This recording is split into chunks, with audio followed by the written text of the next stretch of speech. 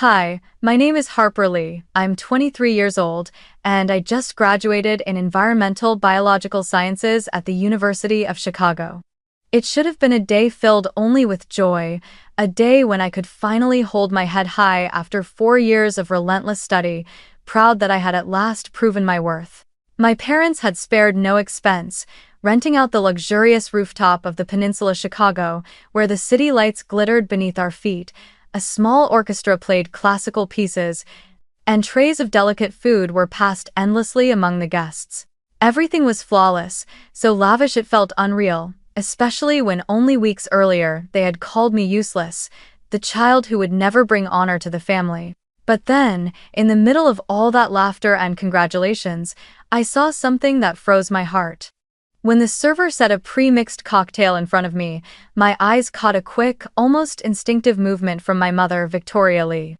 Her diamond-ringed hand tilted slightly, and I saw strange white powder slip neatly into the clear liquid. It happened in an instant, the kind of moment anyone else might have missed, but I didn't. In a flash, my blood turned cold. They had planned this. My own mother, in front of everyone, was trying to destroy me with the same hands society praised as those of Chicago's philanthropic lady. I couldn't tremble. I couldn't let it show. I picked up the glass, smiling at all the faces waiting for the perfect cheers moment. Then, while every eye was still on me, I turned gracefully and handed the glass to Sophia, my sister, the shining jewel my parents always adored. "You deserve this more," I said lightly, almost teasing, and Sophia beamed, lifting the glass and drinking without a second thought. That night, beneath the glittering lights of Chicago, I realized the terrible truth. My own blood family were the very people trying to destroy me. Before I continue, I want to pause and ask you something. Tell me in the comments where you're watching this from. And let me ask you too, have you ever had to stand up for your own worth, even when the person hurting you was your own family? I was born and raised in a family that the outside world loved to call Chicago's perfect model. My father, Richard Lee, was known as one of the most successful pharmaceutical businessmen in Illinois. The CEO of Lee Pharmaceuticals, a corporation the press never stopped praising as the pride of America's pharmaceutical industry. He appeared on the cover of Forbes, spoke at lavish conferences, and was invited to lecture on business strategy at prestigious universities. But behind all that admiration was a man who was cold, calculating, and who never placed family above profit.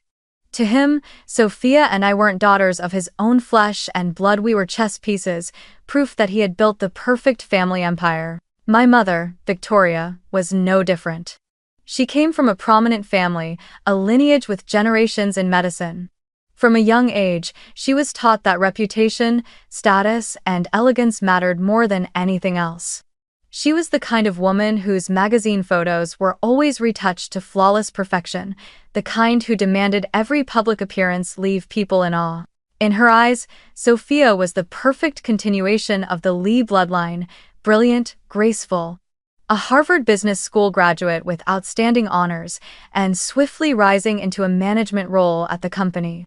At every party, every photo shoot, my mother introduced Sophia as the rightful heir of the family. And me? I was just Harper, the second daughter, never good enough in my parents' eyes. I still remember the first time I realized the difference when I was in elementary school. I had competed in a cross-country race and, to my own surprise, won a silver medal. I rushed home, thrilled, hoping my parents would be proud. But the moment I stepped into the living room, I saw them popping champagne, celebrating because Sophia had been chosen to perform piano at a community event. My father gave my medal a quick glance, then nodded and said, "Good, but don't fool yourself into thinking running will ever help your career." My mother didn't even lift her head from the dress she was trying on. From that day, I understood, recognition in this family would never be for me. By high school, the favoritism became undeniable. Sophia was the star of everything. She was debate team captain, a tennis champion, a straight-A student, and every time she achieved something, the whole family threw parties, posed for pictures, and saw her name in the local paper. The walls of our home were covered with Sophia's triumphs, from photos of her holding a tennis trophy to the framed honors letter from Harvard. And me?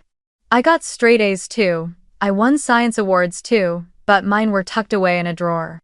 I'll never forget the one time my mother actually attended one of my science fairs sophomore year, when I won first place in the entire state for my research on the impact of antibiotics on pond water. I waited nervously, desperate for her hug, her praise. But when they handed me the award and snapped pictures, she leaned down and whispered in my ear, "You look so sloppy. Like some stray child that doesn't belong here." Her words cut straight through me, killing the joy that had just begun to bloom. My parents never once asked me what I wanted. They had already mapped it out. Harper would study pharmaceuticals, join the company, work as a researcher to support her sister's leadership.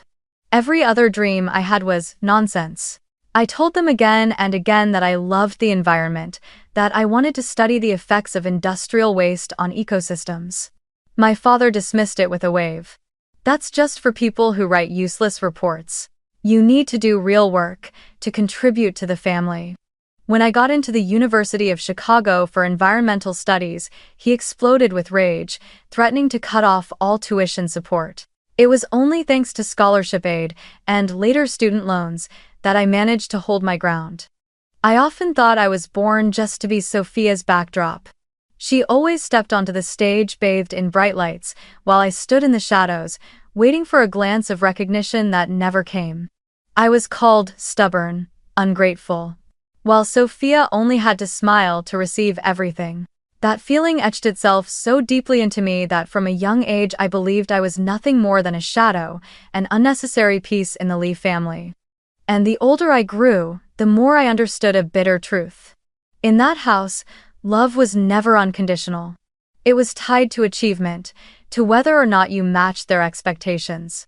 Sophia matched them, and she was loved. I was different, and I became the thorn they wanted to cut out. My grandmother, Margaret, was the rare light in the otherwise dim, shadowed years of my childhood. While my parents dismissed and ignored my efforts, she was the only one who truly saw me. She wasn't just my source of comfort, she was an extraordinary woman. Decades before I was even born, she had been one of the most brilliant chemists in Illinois. She had won major research awards, her work paving the way for pharmaceuticals in developing new compounds for treatment. Ironically, it was her early discoveries that laid the foundation for what would later become Lee Pharmaceuticals, yet in every company history book, every glossy brochure, her name was nowhere to be found. I remember once she took me down to the old basement of her house and opened a dusty wooden trunk. Inside were stacks of research notes, written in her elegant yet strong handwriting. She told me those formulas had led to the very first pain relief drug that my father's company used to launch itself. "They took my work," she said with a sad smile, "and then erased my name from every certificate, every photograph, because I was a woman, Harper." Back then, people didn't believe women could stand equal to men in the lab. Hearing that, my young heart was both furious and aching. I asked her, "Do you regret it?" She looked at me, her eyes lit with a fierce spark. Because science isn't about glory, it's about serving people. But I do regret letting others decide my worth. Grandma Margaret was nothing like my parents. If my father saw everything only through the lens of profit and power, she looked at people, at future generations. She always told me, never let anyone tell you that your passion is meaningless. If you love the environment, follow it. If you want to fight, then fight. Don't become anyone's shadow, not even the shadow of this family. Those words became my compass, the thing that held me steady every time my father scolded me or my mother tore me down. What my parents didn't know until one day was that my grandmother had prepared a secret gift for me. When I was little, she often told me that one day I would be free, that I would have the strength to never depend on anyone. I thought it was just her way of comforting me. But in truth, she had quietly established a trust fund worth $10 million in my name alone. The conditions were clear. The money would only be released once I graduated from college or turned 25, whichever came later. It wasn't just an inheritance, it was the key to my escape from my parents' grip. I learned about it when I was 16, shortly before she passed away. She called me into her room, held my hand tightly, her eyes clouded by illness yet still glowing with pride. "Harper," she said, "I won't let you spend your life trapped in this cycle of injustice. Promise me, no matter what happens, you'll follow the path you choose. Don't let anyone buy you off or force you."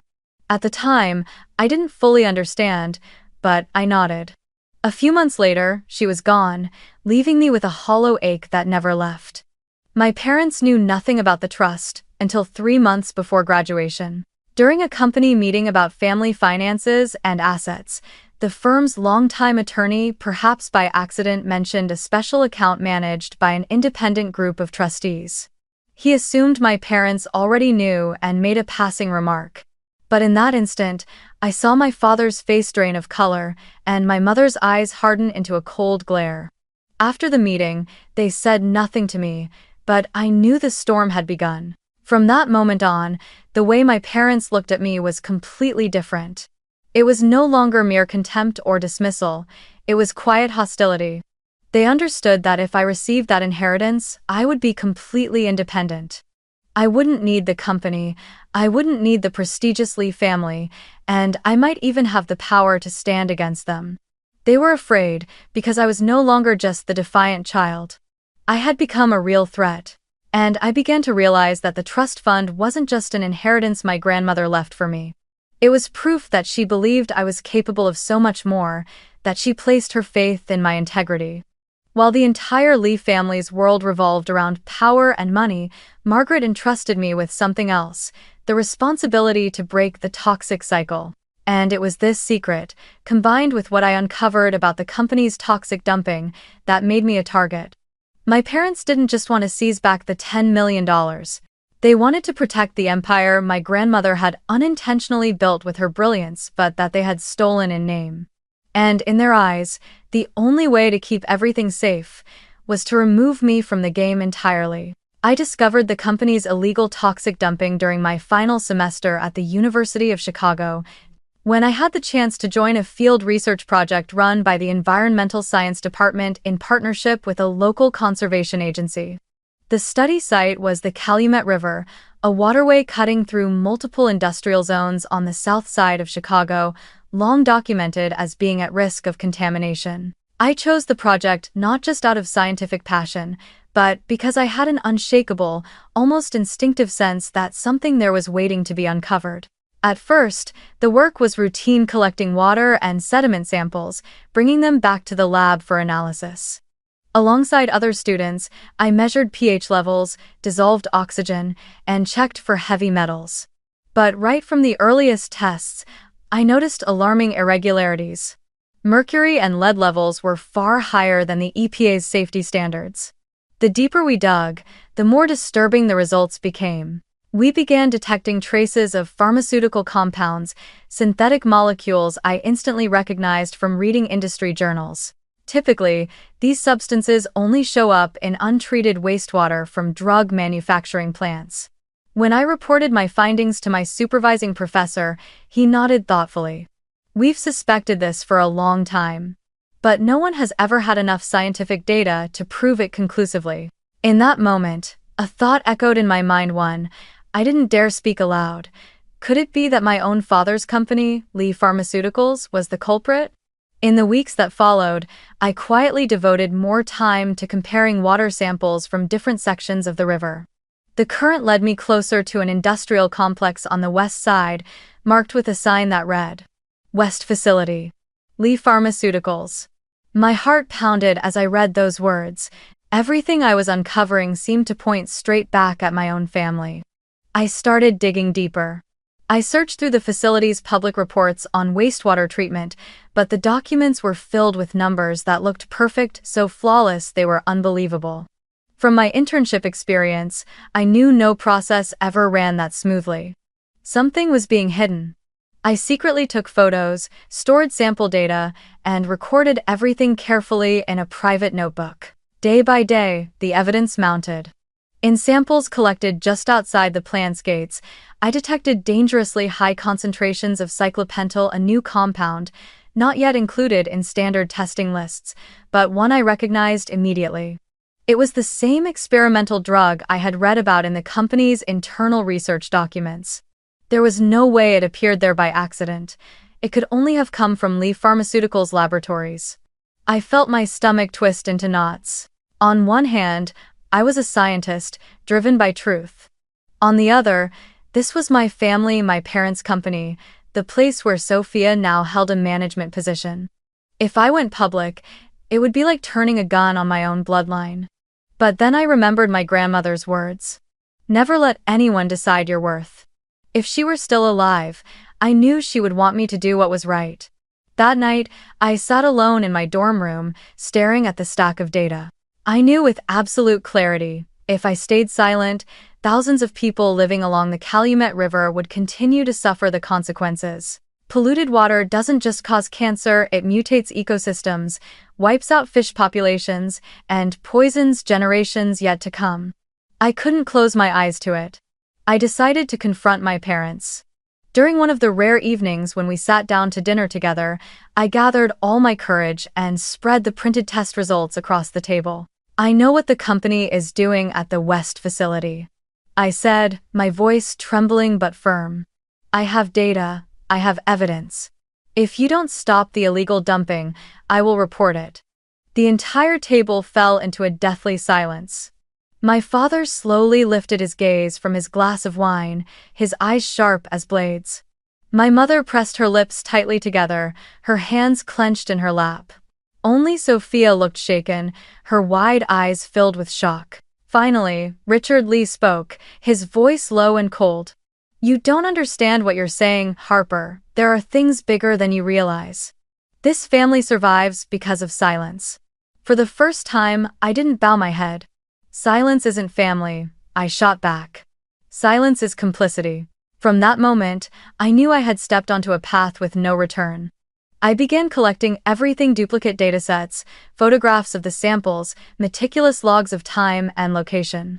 I stored them all on an encrypted hard drive, just in case the worst happened. I knew my parents wouldn't let this slide.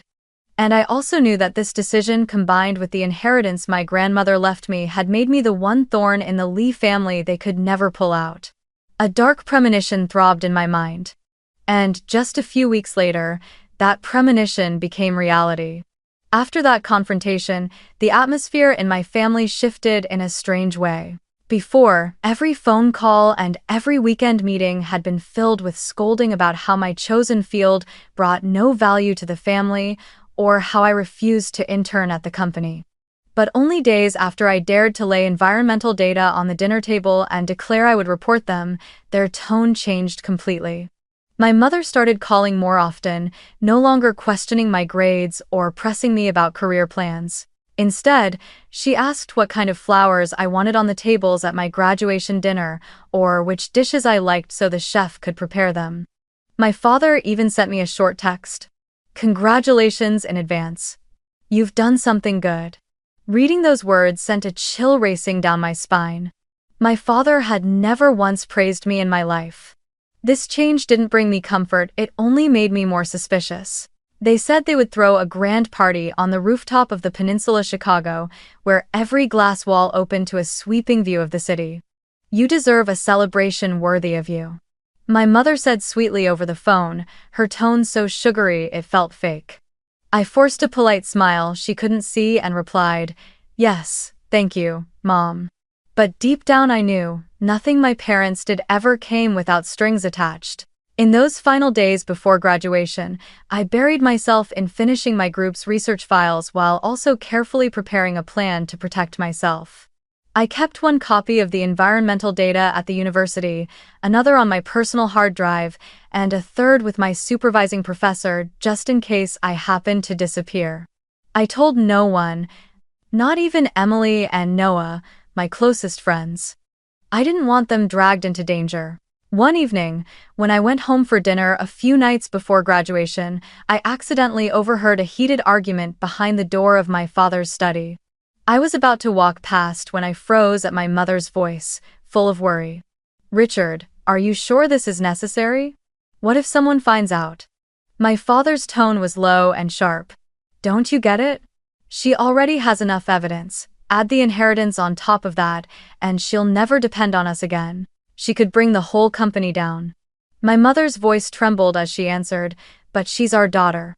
No, my father cut her off. She's a threat. The FDA has already begun a quiet investigation. If Harper speaks, we lose everything. I held my breath, my heart pounding violently. Every word landed like a hammer blow to my skull. Then my father's voice dropped lower, but still clear enough for me to hear. The plan is just to make her sick for a few days. Get her hospitalized, and during that time we'll take care of the paperwork, cover the records. If the worst happens, if she dies before the trust is released, the money reverts back to us. That's the law. I stood frozen behind the door, cold sweat breaking across my skin. My own parents were plotting to poison me, the daughter they brought into this world. And it wasn't just about the $10 million, it was about silencing the truth I held about the West facility. In that instant, I wanted to storm in, to scream. But another voice inside whispered, "Number. If they know you've heard, they'll find another way, something far worse." I stepped back, forcing myself to return to the living room and pretend I hadn't heard a thing. That evening, Sophia sat beside me, chatting cheerfully about her work at the company. She asked if, after graduation, I planned to apply to an international environmental organization. I looked at her face, radiant, confident, yet so blissfully unaware of our parents' scheme. It struck me then. Sophia hadn't been part of that conversation. She was completely separate from their plotting. To her, I was still the distant older sister, but never the enemy. Watching her laugh, my chest tightened. Part of me resented her for being adored, for receiving unconditional love. But another part of me wanted to protect her, to make sure she never became collateral in our parents' power games. I knew that in just a few days, everything would explode, and I had to be ready. From the outside, the days leading up to graduation looked bright and joyous.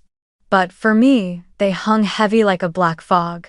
My parents spoke gently, smiled often, but every word, every gesture reeked of falsehood.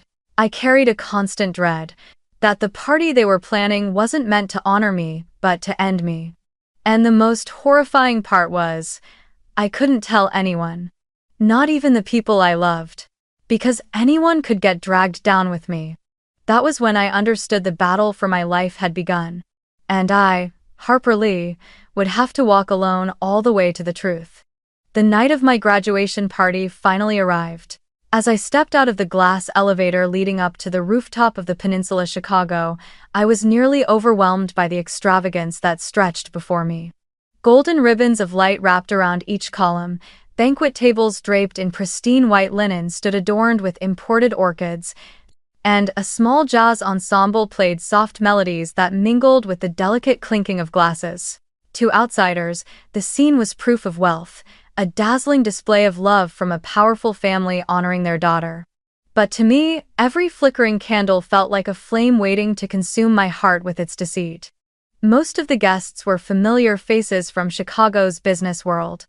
I recognized my father's partners, sharply dressed executives, high-powered attorneys who had served our family for years, and even a few reporters from local financial magazines. Among the sea of strangers, only a handful of people truly belonged to me: Emily and Noah, looking slightly out of place in a rented gown and suit. They hurried to me, wrapping me in hugs of congratulations, and I forced a smile, silently grateful that at least I wasn't completely alone, that I still had people who genuinely cared. As I spoke with my friends, I could feel my parents' eyes fixed on me, never wavering for even a second. Their presence pressed on me like the weight of two hawks circling prey, watching every movement, every word that left my lips. Whenever I shifted my position, they subtly maneuvered to keep me within their line of sight. Their smiles stayed in place, but the stiffness of their lips and the calculating glint in their eyes told a different story. I had grown used to their coldness over the years, but tonight their gaze carried something more than control. It carried the stench of a plan. I caught a glimpse of my father leaning in to whisper something to Gerald, the company's longtime attorney. Gerald nodded, then glanced at me with the sharp, appraising look of someone assessing an item about to go up for auction. A shiver ran through me. All my life, that man had been my father's right hand drafting contracts, plugging every legal loophole, shielding the company from scrutiny. If he was here tonight, it wasn't just to celebrate my graduation. Sophia appeared at my side, smiling radiantly as always. She lifted her champagne glass and tapped me lightly on the shoulder. Sis, everyone keeps asking me about your plans after graduation. Why are they so obsessed with that? Mom and Dad keep bringing it up over and over. I looked at Sophia and saw the innocence in her eyes, mixed with a faint trace of unease. She still didn't understand the truth behind it all. My chest tightened with a tangled rush of emotions, part anger at how she'd been endlessly favored, part pity for how she didn't see she was just another piece on our parents' chessboard. I forced a smile and said, "They probably just want to make sure I'll do the right thing for the family." Sophia frowned. "But isn't this your moment? Why aren't they asking if you're happy or what you want?" That simple question pierced me like a blade. I turned away, sipping my water to avoid answering. When I looked back, I caught my mother's stare fixed on me, her smile stiff as wax. She stood among a cluster of society women, her glass of wine shimmering in hand, yet her attention never wavered from my every move. She had always been a master performer in public, a woman of the people, as the press loved to call her. But I knew the truth. Behind that polished mask beat a cold heart, willing to sacrifice anyone, even her own daughter, to preserve her glory. I drew in a deep breath, forcing myself to stay calm. Every sense in me was on high alert. I knew I was standing in the predator's arena, and I was the prey. The laughter and chatter around me faded into a distant hum, leaving only the pounding of my heartbeat in my chest. My mind flashed to the notebook filled with water sample data I had hidden away. As long as I was alive, that truth could still come to light. And maybe that was exactly why my parents had decided I had to be eliminated tonight. But I did not tremble. I had already overheard their scheme. I was ready. And I swore to myself I would not let them win so easily. The party had entered its most formal stage. Warm golden lights spread across the rooftop, glowing against the round tables draped in pristine white cloth, all arranged in a circle around the stage. The soft sound of live jazz drifted from the band in the corner, weaving together with the delicate clinking of crystal glasses. I glanced around. The guests were all there, business partners, a few journalists, and, of course, the family lawyer. Everyone waited for the moment to raise their glasses in honor of the Lee family's celebrated graduate, or more accurately, in honor of Sophia, not me. I sat there in the navy blue dress Emily had chosen for me, my heart uneasy. From the moment the evening began, my parents hadn't taken their eyes off me. Every movement I made felt as though it were under a microscope. Whenever I spoke with a guest, my father's eyes flicked toward me, then quickly shifted away as he leaned in to whisper something to the family lawyer, the silver-haired man with thin glasses glinting under the lights. And then, the moment I had dreaded finally arrived. My father rose to his feet, wearing that gentle smile, the same one that had fooled me into trusting him when I was a child, but that now only sent a chill down my spine. He clapped his hands, signaling the servers to bring out a luxurious wooden box. Inside lay a bottle of red wine, displayed as though it were a priceless treasure. "This," he began, his deep voice resonant with pride, "is a bottle reserved only for the most special occasions in our family. Harper graduates today, and her future shines bright. Nothing could be more fitting to celebrate this moment than with this rare and precious wine." The guests burst into applause. They laughed, raised their phones to capture this so-called warm family moment. I smiled too, though inside my chest, something ached sharply. I noticed it immediately. My father didn't let the servers pour as usual. He opened the bottle himself, and with deliberate care, filled each glass by hand. The glass was set in front of me. I tilted it slightly, and my heart clenched tight. In the deep ruby swirl, I saw it fine dust glittering faintly under the lights, particles not yet dissolved. My heartbeat thundered in my ears. The words I had overheard the night before came rushing back. Just enough poison to make her sick, hospitalized for a few days, time to shift the assets. My throat went dry, but I kept my smile calm, unshaken. I glanced around. My mother pretended to chat with the women beside her, though her eyes never left me. My father raised his glass, waiting for me to follow. In that tense instant, I leaned ever so slightly and tapped Emily's hand beneath the table. She looked up and met my eyes, eyes filled with both a plea and resolve. My lips barely moved as I whispered, "Record this. Record everything." Emily gave the faintest nod. Quietly, she slid her phone from her clutch, placed it on her lap, and with one discreet touch, set the camera rolling, angled toward the table. "To Harper," my father declared, his voice booming across the rooftop. Guests echoed the cheer, their clapping filling the air. I lifted my glass. Sophia, sitting beside me, smiled brightly, her face glowing with pride, with not a trace of suspicion. She had never glimpsed the dark side of our parents, never imagined they could harm their own child. My father's eyes flashed, urging me to drink. I drew in a steady breath, then turned suddenly to Sophia, my voice soft and affectionate. "My dear sister, today isn't just my day. You've been with me through all 4 years of college, encouraging me whenever I was weary. I want to share this joy with you." I smiled and handed my glass to Sophia. The guests clapped approvingly, believing it was nothing more than a sweet gesture of sisterly affection. "Oh, Harper, you're amazing," Sophia exclaimed, her voice brimming with emotion. She took the glass from me without a shred of doubt. I quickly lifted her glass, the clear, safe one, and brought it to my lips. In that instant, my parents went pale. The color drained completely from their faces. My mother stammered, half reaching out to stop it, but it was too late. In front of dozens of guests and the phones already recording, they couldn't do a thing. Sophia tilted her head back and drank in one long sip. "Delicious," she said with a carefree laugh, utterly unaware of what she had just swallowed. The music swelled again, the guests returned to their conversations, but out of the corner of my eye, I saw my parents standing frozen. They forced smiles, clapped along with the crowd, but their hands trembled. The family lawyer bent low to whisper something, his own face betraying panic. I set my glass down gently on the table and smiled calmly. Beneath the table, I gripped Emily's hand tightly. The camera was still rolling, capturing the entire exchange, the glass switch, the flicker of terror in my parents' eyes. I lowered my head and whispered, just loud enough for Emily to hear, "The evidence is sealed. Now, they'll have to play by my rules." The rooftop buzzed with life.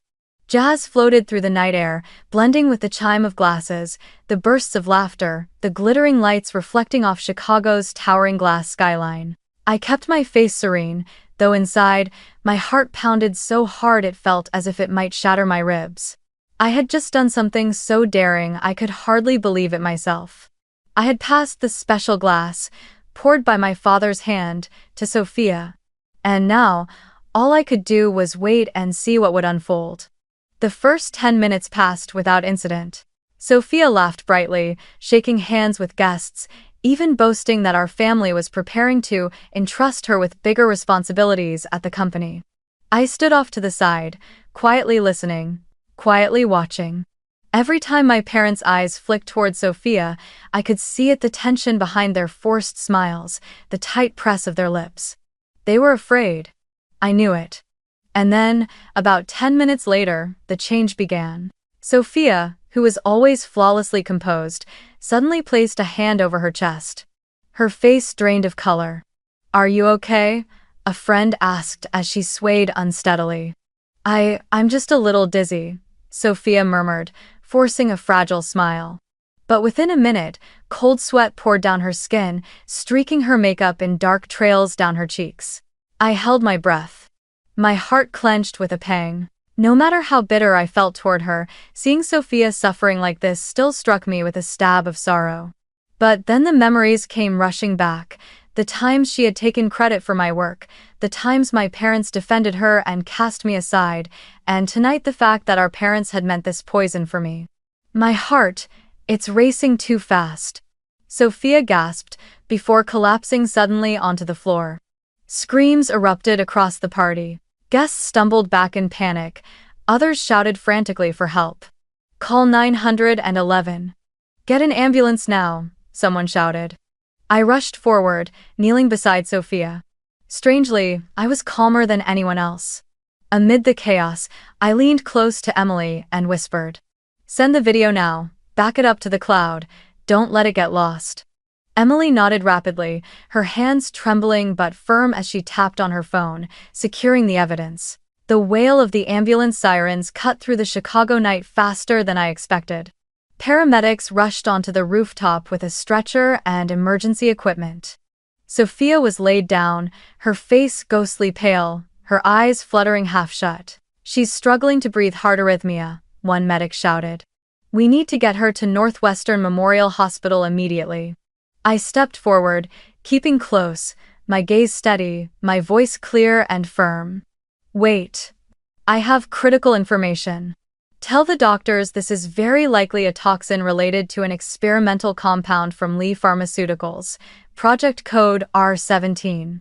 The substance is called cyclopentylamine derivative 47. The paramedics froze for a split second. One turned to me, startled by the certainty in my voice. "Are you sure?" I nodded sharply. "I interned in the company's lab. I know the signs. If you don't alert them right away, the doctors will lose precious time." Without hesitation, the medic scribbled notes and relayed the message through his radio. I glanced at my parents. They stood frozen, their faces ashen. My mother stammered, her voice cracking. "Harper, what are you saying? Don't slander your own parents like this." I turned, my voice sharp as steel. "Slander? Everyone here saw it was father who chose that bottle. And soon, the doctors will confirm everything. If there's truly nothing to hide, then what are you so afraid of?" The air went silent. A few guests began glancing at my parents with suspicion. The family lawyer stood stiff beside them, sweat beading on his forehead, his mouth unable to form a word. The ambulance sped away. I started to follow, but Emily caught my arm, worry etched on her face. "Are you sure you want to go?" "I can go with you. The police will be here any minute." "That's exactly why I have to go," I replied, my eyes unwavering. "If I'm not there, they'll twist the story, make me out to be the liar. I have to be the one to speak the truth first." At the emergency room of Northwestern Memorial, chaos reigned. Doctors and nurses swarmed around Sophia, inserting IV lines, attaching heart monitors. The screen showed erratic spikes, her heartbeat in complete disarray. One doctor frowned at the test results. Signs of chemical poisoning. Likely an industrial compound. I stepped in immediately. It could be R17. An experimental compound suspended because it caused arrhythmia and respiratory failure. Lee Pharmaceuticals studied it 2 years ago. The doctor's head snapped up, startled. "And how do you know this?" "I've been secretly investigating their lab for months," I answered firmly. "That's why, the moment Sophia started sweating cold and her heartbeat went erratic, I recognized the symptoms instantly. This isn't random. It's the classic reaction to the experimental compound cyclopentylamine derivative 47 from Project R17. The doctor nodded sharply and gave the order. "Prepare the experimental antidote protocol for cyclopentylamine derivative 47. Hurry." 2. Just then, the police arrived. 2 officers stepped in and immediately requested statements. "There is suspicion the victim was poisoned. We need information." My father pushed forward, his voice harsh. "This is a private family matter. My daughter only had a drop in blood pressure. There's no need for police interference." But the officer cut him off firmly. "The doctors have confirmed signs of chemical poisoning. This is now a criminal matter. You and your wife will need to cooperate." Every eye in the emergency room shifted toward my parents. They tried to hold steady, but the tremor in their hands betrayed them completely. I leaned toward Emily and whispered, "It's begun. They won't escape this time." Sophia remained unconscious, but with the emergency antidote, her vitals slowly stabilized. The doctor turned to me, his voice unwavering. "Your information saved her life. Without it, we would have lost critical minutes." I nodded silently. Inside, I felt both relief and bitterness. Sophia had been saved, but the truth about my parents, their plot to poison their own daughter, was now out in the open. I knew this was only the beginning. But at least tonight, the balance had shifted. The one who was meant to be the victim was now the one holding the truth and the evidence. While Sophia lay motionless in the intensive care unit, I sat waiting in the stark white hospital corridor, the fluorescent lights glaring down on my tense face. My phone buzzed nonstop, calls from the police, calls from lawyers, even reporters. News of Sophia's collapse, suspected poisoning at the Lee family's lavish graduation party, had already spread through Chicago like wildfire. Within just 24 hours, the FBI was officially involved. I knew the reason wasn't only the poisoning, it was the trail leading straight to the experimental compounds inside Lee Pharmaceuticals' labs. I could still see it clearly. The way my parents whispered with the family lawyer, the way their eyes tracked my every move at the party. My gut told me this was never just a family dispute, this was a conspiracy. So when the FBI and Chicago police stormed Lee Pharmaceuticals' headquarters with an emergency search warrant, I wasn't surprised. Box after box of files, hard drives, and records were sealed and hauled away, as if the entire dark history of my family was being dragged into the light. It took only a few days for toxicology experts to confirm it. The compound found in Sophia's blood matched an experimental drug the FDA had already suspended due to suspected toxicity. What chilled me to the bone was that in every report the company had submitted to regulators, there wasn't a single mention of such dangerous side effects. Then came an anonymous email to the FBI from a scientist who had worked on the project. He wrote, "We were forced to alter the data. They made us hide the adverse reactions." I still have the original reports. I read those words again and again, torn between outrage and relief. Finally, someone else had the courage to speak. The FBI traced the lead and uncovered a hidden archive on the company's internal servers, troves of documents showing that top executives, including my own parents, had ordered staff to falsify numbers, erase lab animal deaths, and bury liver toxicity warnings. My hands shook as I flipped through the copied files. All the suspicions I had carried for so long were no longer theories. They were fact. But that wasn't all. The company's environmental division was exposed too. In a warehouse in Joliet, investigators uncovered crates of untreated toxic chemicals buried directly in the ground. The shipping records were forged to deceive the EPA. I thought back to the polluted rivers where I had taken samples, and fury burned hot in my chest. The video Emily recorded at the party was also submitted to police. On it, the camera caught the moment my mother discreetly slipped something into the champagne glass before my father handed it to me. The footage wasn't crystal clear, but the movement was unmistakable. Forensic testing confirmed that the glass contained traces of the same toxic experimental compound. Sitting in the interrogation room, my voice stayed calm but unyielding. My parents have always seen me as a thorn in their side.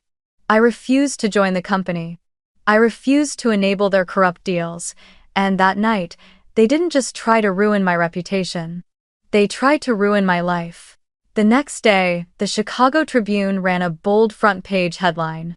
Pharmaceutical CEO and wife charged with conspiracy to murder daughter, fraud, and environmental crimes. Photos of Lee Pharmaceuticals headquarters sealed with FBI tape flooded every news channel, becoming the symbol of the scandal. CNN, The New York Times all reported it. What began as a family tragedy had erupted into a national shockwave about corporate ethics and the moral decay of America's elite. Social media exploded. Thousands of comments called it the cruelest case of parental betrayal in a decade. A new hashtag spread like wildfire, numbered Justice for Harper and Sophia. I read the posts one by one, my hands trembling, my eyes wet. 9 months later, at the federal courthouse in Chicago, the trial officially began.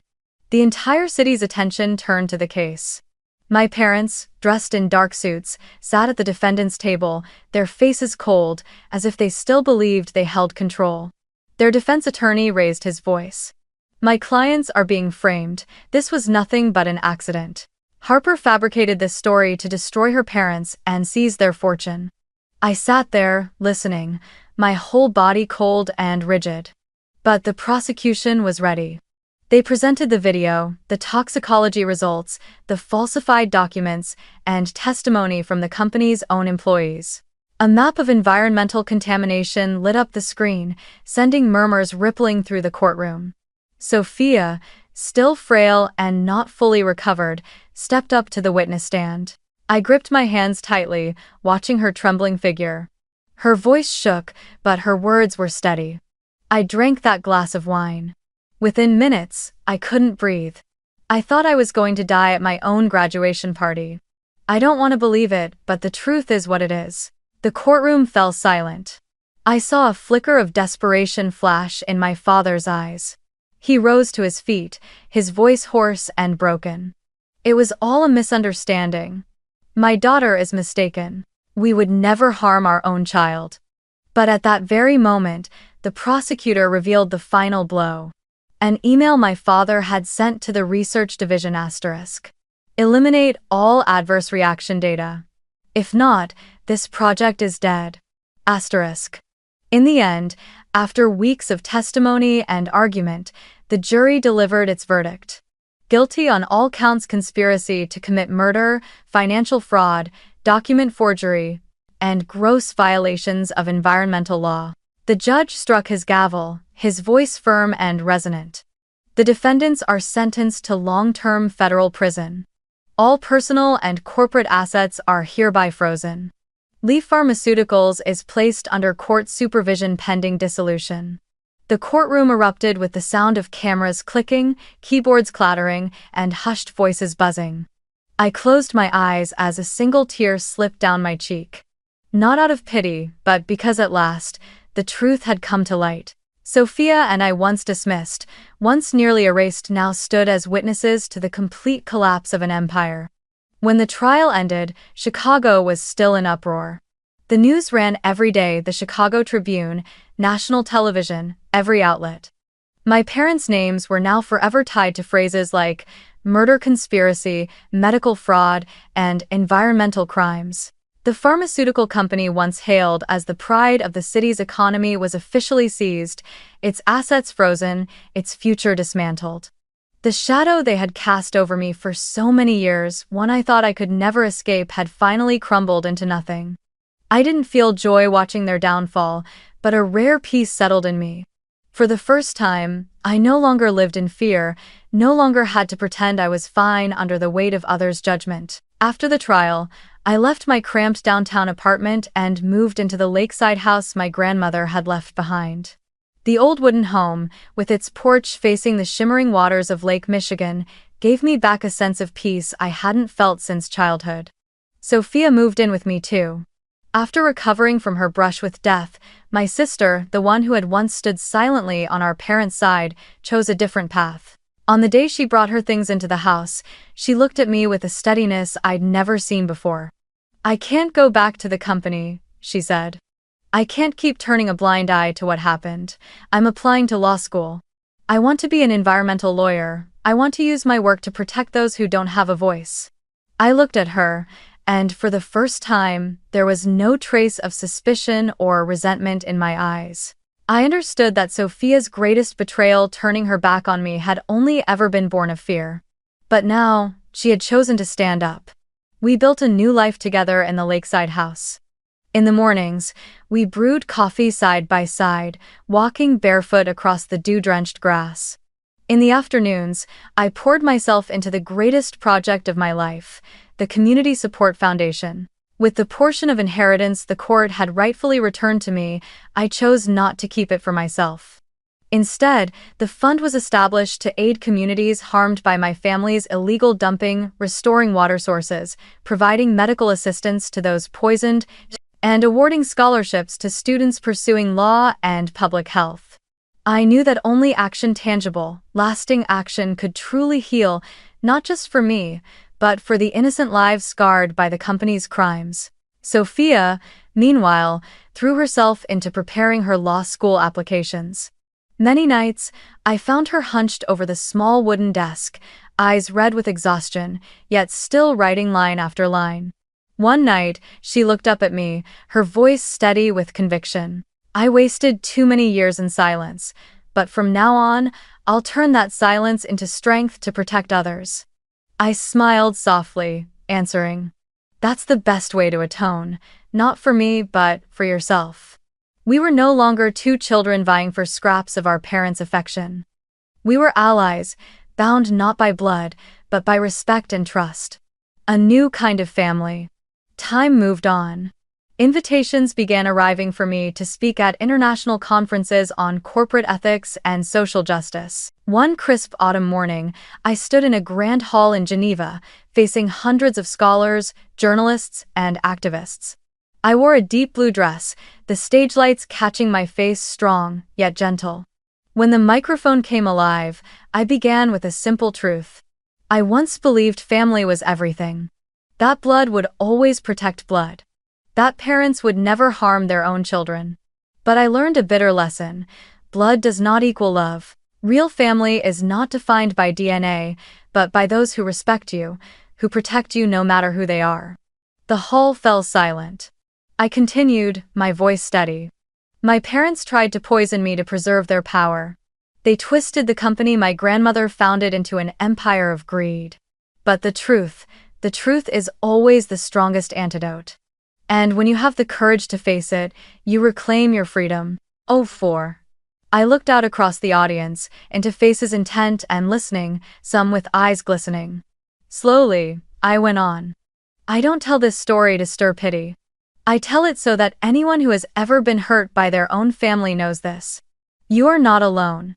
You have the right to step out of the toxic cycle. You have the right to choose your own family. And sometimes, the sweetest revenge isn't watching others fall, it's living a life of joy, of success, of independence from those who once tried to destroy you. Thunderous applause rose up, rolling on and on. I smiled faintly. In that moment, it felt as if my grandmother were smiling too, somewhere in the hall, faint but strong. I kept working with the Community Foundation. Sophia received her law school acceptance letter. We had found our own path, no longer bound by the dark shadow of our parents. One evening, as the sun set over Lake Michigan, Sophia and I sat together on the porch, the breeze slipping gently through the wooden slats. I spoke softly, as if to myself, but also to the world beyond. In the end, the most precious gift Grandma left me wasn't this house, nor even the inheritance. It was her reminder that true love never comes with control or destruction. It can only come from respect and from protecting one another. Sophia squeezed my hand, smiling. And from now on, we'll protect each other. I looked at my sister, at the crimson glow of sunset reflecting across the lake, and for the first time in years, I felt truly free. Not just free from my parents, but free from the fear that had caged me all through my youth. My story ends here. But the message carries on. Blood does not equal love. Real family is made of those who choose to stand by you. And the truth, no matter how painful, will always be the strongest antidote.